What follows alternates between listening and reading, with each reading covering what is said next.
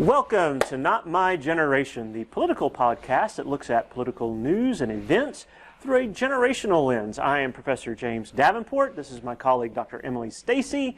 And we are going to be discussing a very anticipated decision by the Supreme Court that was issued on June the 15th. Monday. Known as Bostock versus Clayton County, Georgia. And before we get to that, we're also going to be talking about this is Pride Month, I think. And so Dr. Stacey is going to talk a little bit about that and explain what that means and all of that, and then we'll jump into our case. Does that sound good? Sounds great. Obviously this is related. I hope I'm not spoiling the thread here, right? We'll see, right? Right? Depends on what the court said. True. I guess I won't spoil it. So happy Pride Month, folks. This is the month where LGBTQ plus folks are celebrating their existence, which is pretty awesome.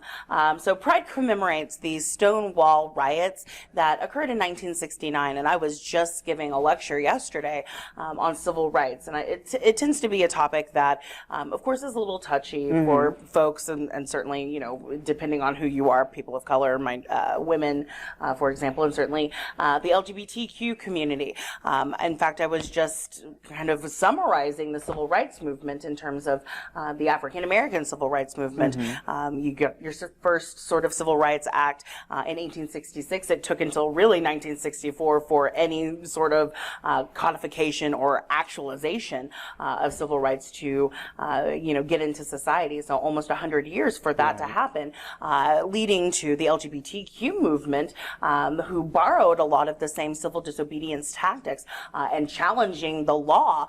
So a very litigious strategy from the civil rights movement, and were able to really codify victory in about 50 years. If you think about 1969, when the Stonewall riots occurred, when the LGBTQ social movement and civil rights movement began in earnest, to 2015, when the Obergefell versus Hodges decision, legalizing same-sex marriage came out, really they were able to shorten the lifespan and the necessity of having such an uphill battle in terms of a civil rights movement, and that was largely thanks to the tactics that, again, were borrowed from the civil rights movement. But in 1969, right, you have in New York City a very bad atmosphere. Homosexuality is still illegal at the time, and so the NYPD were very vocal and very rough and publicly going into gay bars or known homosexual bars and breaking up the celebrations or the fun and arresting people. In fact, you could be arrested, and I quote, men could be arrested for wearing drag and women for wearing less than 3 pieces of feminine clothing, which is interesting, right? What's the definition of feminine clothing? Good question. I bet some certain rights were violated in the determining inspection. that? In the inspection of that. So law enforcement harassed patrons at these homosexual haunts and bars. But on June 28th in 1969, the cops arrived to bust up and break up their fun. Instead of waiting to be arrested, the LGBTQ community resisted, right? They went about attempting to do, conduct civil disobedience, but a riot broke out, right? Against the police and between the LGBT community and local law enforcement. And it sent a really clear message about their right to exist, right? Self-determination, and what the community wanted in terms of respect and acknowledgement. And so that is where the origin of Pride comes from in the American society. Of course, I am paraphrasing. You should go watch tons of documentaries that are out there on this, but for the sake of our tiny little podcast, I wanted to give an abbreviated version of this. But that's why we celebrate in June, and why the LGBTQ community celebrates Pride in June. And by the way, there wasn't a definitive court case from the Supreme Court protecting same-sex individuals, LGBTQ members, from legal sanction until about 2003. Texas v. Johnson, the court comes in and says you can't punish someone for being homosexual, right? And so we think that, this is a relatively, as you mentioned, kind of recent and pretty rapid accession of securing certain basic rights. Right, and I think a lot of that, whenever I talk about this in my classrooms, I love to tie it to popular culture, right? Because that's what really tends to change hearts and minds, whether it's literature or art. And really, for this generation and generations since really Gen X, it's been the television, right? And so the more and more we see homosexual couples, and I love to use the example of Modern Family, right? There's a show, a sitcom, that's been on ABC, right? A channel that's owned by the Walt Disney Corporation, that's been on for a decade or more, has won multiple Emmys, and it very prominently features a homosexual couple who throughout their marriage and throughout the sitcom adopted a child. Right. I didn't consume this show. It's not a personal favorite of mine, but the fact that it lasted on primetime television, 7, 8 o'clock primetime slot for more than a decade, beginning in the mid 2000s, right, and ending this year, that had to change some hearts and minds. So in the beginning, you have about a 60-40 still against legalizing gay marriage in the country. And one has to think there's a correlation between that show being on and me seeing a family that is just as dysfunctional as mine, right? Those gay couples, or that gay couple, they're just as dysfunctional as my family, right? And so it normalizes that diversity, which is a really cool thing, and it gets us to, again, 2015, when the Obergefell versus Hodges decision is made that, again, legalized same-sex marriage throughout the United States. When we get to that point, you have, again, just the reverse. You've got about 60% of your country that at that point is okay with legalization. And I do think there is a generational kind of break, even though in my generation, you start seeing it turn more towards favorable protection of LGBTQ rights, right? But even within my generation, there's a fairly significant portion that still kind of hold more conservative, traditional opinions and beliefs. But you get to millennials, you get to Generation Z, and across they have the no. spectrum, And we don't care. And I was just visiting with a couple of my own kids yesterday, and was talking about, what was the question the court was faced with? Can an employer fire someone for? And they were like, well, no. And I think that's just kind of the mindset of that younger generation. And so, people in my generation might come at it as, well, it's kind of a complicated question.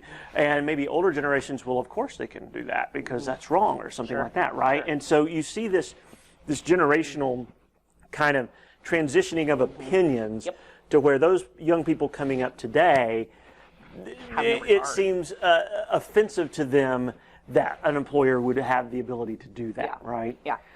So very, very different perspectives based on age and experience and whatnot. I think you kind of gave away your case a little bit, so do you want to outline? Well, okay, so Boston versus Clayton County actually was 3 cases combined into one. In all of the cases, the scenario was basically the same. An employee who had been a fairly long-term employee at these different places was fired because they were either, in a couple of cases, they were homosexual, or in one, they were a transgendered individual. And everybody agrees. The defendants agree, the plaintiffs agree. That was why they were fired, right? It was not due to any performance-related issues, anything else. We fired them because of this characteristic.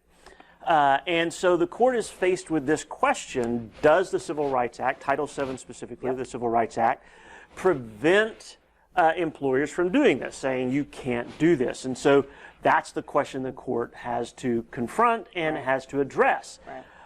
Before we talk about what the court said, I want to back up just a second. I'm going to pull out, this is what I do. I'm going to pull out some Federalist paper here, Federalist number 78, written by Alexander Hamilton, in which he kind of explains what the role of the courts should be within our system, right? 2 things he says that I think are relevant to our discussion today. Number 1, the courts are to be an intermediary between the people and the legislature to protect the people from an overly aggressive legislature that would try to strip away rights protected under the Constitution, right? So they're kind of a shield. And he goes further, a little bit later, he says the courts are specifically there to guard the rights of individuals against the majority who would want to strip them of those rights. And so this is a function way back when they set this up that was assumed this is going to be part of the role the courts are going to play when the majority wants to use its democratic power to oppress, negate, to subjugate a minority, whatever kind of minority we want to think. Hamilton is arguing that's where the courts step in to block that ability to do that, right? And so, so this is the role that we expect the court to play. So, what did the court say? Well, we've kind of hinted at it a little bit, but the court said, no, employers cannot fire individuals. And so the question turned around, did Title VII's definition of sex, was that including gay, lesbian, transgendered folks, all those within that community, right? Or was it just talking about male and female? Right. And interestingly enough, he said, well, what everybody agrees to was when they wrote it in 64, what they were thinking was primarily male and female. And he says that's not really relevant, right? Right. What's relevant is how do we apply those terms today and what do we mean? So, and then he goes on to say, and look, you can't discriminate against someone for being gay without taking into consideration sex, right? Because if you're not going to fire a woman for being attracted to a man, but you are going to fire a man who's attracted to a man, you're basing that on the man's sex, right? Which I think is pretty straightforward, right? Right. So the he that Professor Davenport is hinting at, it's delicious, really, in American politics, right? So you have Justice Gorsuch, who is writing this opinion, the majority opinion for this case. And again, Professor Davenport summarizes it perfectly. So on Sunday, it was perfectly legal for employers to fire you for being LGBTQ+. On Monday, it wasn't, right? So it's just that cut and dry. And so Gorsuch is one of two Trump nominees. That's correct. To the court, right? And so it again is a little bit interesting because some folks believe that whenever you vote for a president, you vote for their ideology, and they get to put somebody on the Supreme Court. Well, that Supreme Court justice is just always going to follow that president's agenda or that president's politics, and we've seen that time after time. We have lots of Supreme Court justices that. Justice Roberts is a really good example, certainly in the conservative era with George W. Bush, but Gorsuch again wrote the court's opinion, and he noted, as Professor Davenport said, and I quote, that discrimination based on homosexuality or transgender status necessarily entails that you are basing it on sex. Discrimination based on sex. The first cannot happen without the second. Right? And so I think that is such an interesting quote from Gorsuch. And again, it was a 6-3 decision. Right. So this was not a narrow. It was decision. Really close, especially for a court that right now does lean majority on the conservative side. Right. And I'm going to make a point here about that. Please. What you just said there is we have to be careful when discussing the court about trying to overlay political, ideological perspectives with justices, because the fact of the matter is most cases aren't even close, and you have lots of overlap between the justices, right? The Constitution's pretty clear, or this law is pretty clear, and there's broad spread agreement. We see division on the big questions, right? Questions that the public is divided over, these types of things. And you should be cautious about assuming this judge is liberal or this judge is conservative, because they don't apply as easily as they might apply to elected officials. And I think this is a ruling that kind of highlights that, right? You have two justices that are commonly considered conservative justices joining the four that are considered more liberal, but using, and if you read the opinion, using some very conservative thinking language in getting there, right? Absolutely. And so I I think you want to be cautious about that. Sometimes it does apply, and you can do these kind of broad generalizations that, yes, this is the conservative wing, yes, this is the liberal wing, but don't think that that holds 100% of the time. Very often it doesn't. Right.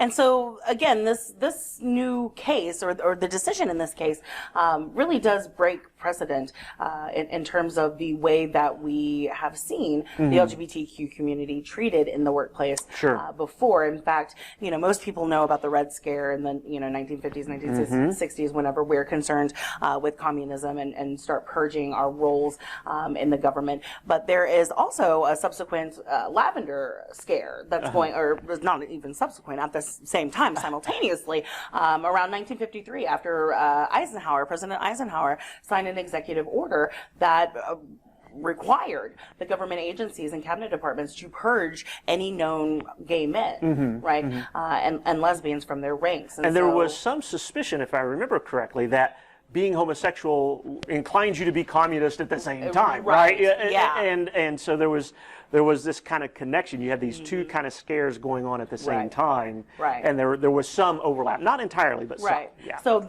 again, that just kind of highlights the importance of Monday's decision. So you've got like 60 plus years ago executive orders that are requiring the purging of homosexuals from the government positions, and now we have an obvious mandate that they are protected under Title VII. I should say also that part of the rationale was for, well, if foreign governments that are hostile to the U.S. finds out they're gay or lesbian, they will use that to blackmail them, right? That kind of. Well, that would only work if the government that we have cared, right, one way or the other, right? If nobody cares, then there's no blackmail to be had there, right? Yeah. So Professor Davenport was going back to the justices, explaining kind of the leaning of Justice Gorsuch, and I want to go back to, you mentioned that he kind of has a libertarian streak. Right, and so Gorsuch has been, interestingly enough, and this was known by a lot of people who knew of him before his nomination, that there are quite a few issues in which he does not align directly with Trump, and this would be obviously one of them. And again, cautioning you, just because a president who is classified as a conservative or liberal nominates someone, you shouldn't assume that that judge is going to 100% agree with them on every single thing. And in some cases, we have record, you'd mentioned a couple, right? Chief Justice Roberts has been an example of that as well. I think it was either Warren or Berger, or maybe both, that were appointed. Which one was appointed by Nixon? I can't remember. But Nixon didn't get some rulings that he, in his favor as well. So this is something that can occur. Kennedy was somewhat of that, not but very much so. I think was he a Bush appointee or and then. One of Reagan's appointees, Souter was also one that was considered that way, right? So, so you see this happen, and I personally think it's good. I don't want someone who's just a clone of and who just looks at this through a political or ideological lens, right? The judges should be looking at it. What does the law say? What does the Constitution say? Not even, well, what does the majority of the people think, right? But what do these things say? And so what that means is at times they're going to say, this is what it says, and this disagrees with what you, Mr. President, want, or the majority of Congress wants, something like that. Well, I will say that you are certainly bringing up the constructive argument. Sure, right. You obviously, Professor Davenport showed his hands just a little bit to a political scientist because he is saying that he would very much values the original interpretation of the Constitution. Well, I don't know if I can be defined as an originalist, but I do think the text matters, right? Text matters. What we write matters. And I do think judges, and the majority opinion speaks to this too, right? Judges should be cautious about trying to rewrite things or change things simply based on what their preference would be. I think we should be cautious of that, right? Absolutely. But even within that, there can be broad disagreement about what the law means, right? And I think that's where we get into these divides. But yes, I think the text matters to the extent that you can identify what was the original intent or meaning. I think that's important as well. But as Gorsuch said, what was meant then and what we consider that to mean today can change. Right. And sometimes what we mean today, it's just a logical flow. From what I got from Gorsuch's opinion, this is a logical flow of expanding that right and protection. Yeah, right? I'll agree with that. I just, the comment about not necessarily listening to the whims of the people. Oh, right, yeah. Jefferson, the Jeffersonian inside of me, twinged.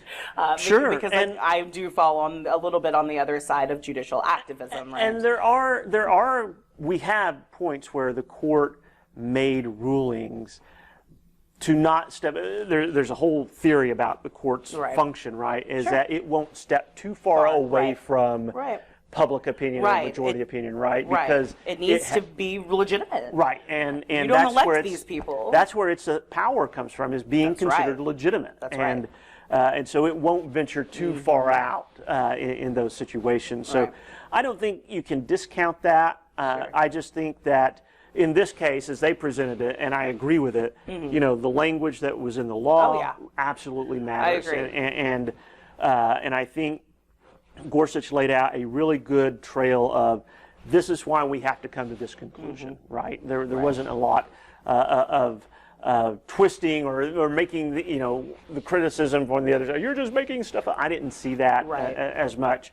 A couple of points that I will mention from the opinion was that one of the things that I found interesting and I wasn't fully aware of was that discrimination based on any of those categories, right? Race, sex.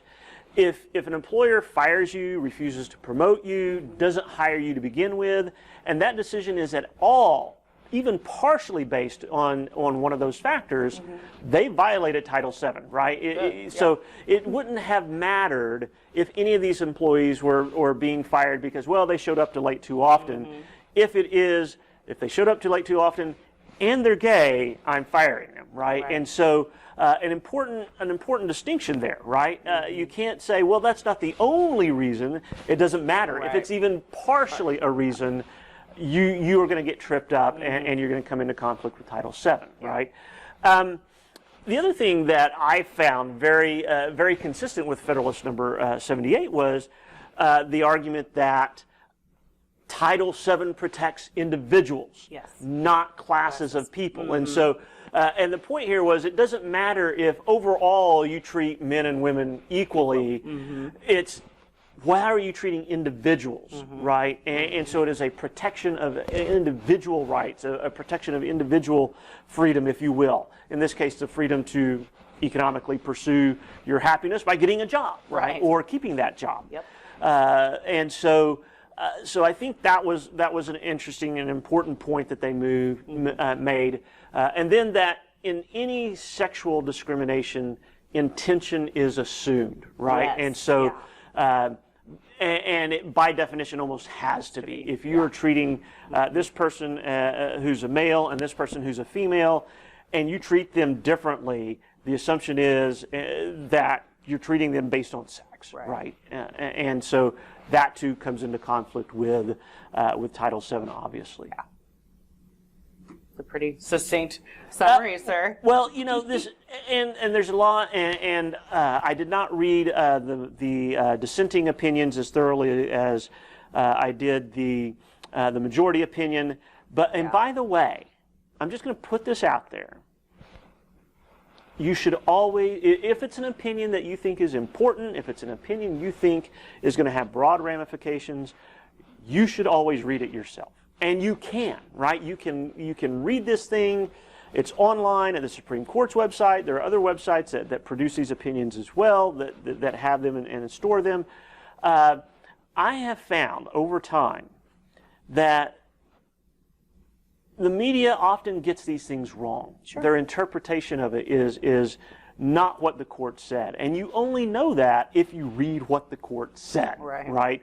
And so I just want to say, there's my plug for good citizenship. Read the opinion, right? If it matters, if you're concerned about this at all, if you're like, oh, of course that's what they, then go do something else.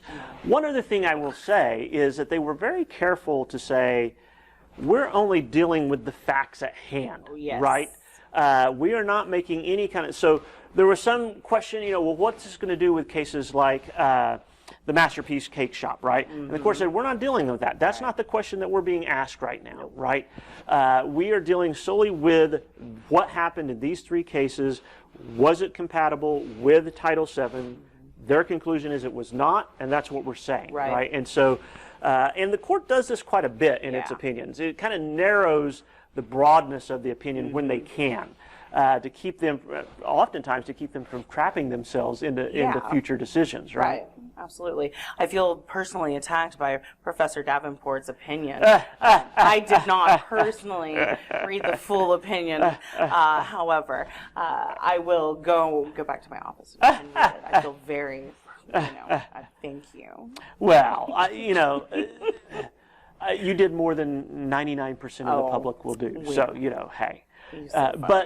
But it just comes back to when you have a original source document, it's always better to read that than somebody's interpretation of that original source document. Absolutely. So, I agree. And I really have found in lots of different decisions that the media's presentation of this, and we know, today we have a hyper-partisan media as well. Absolutely.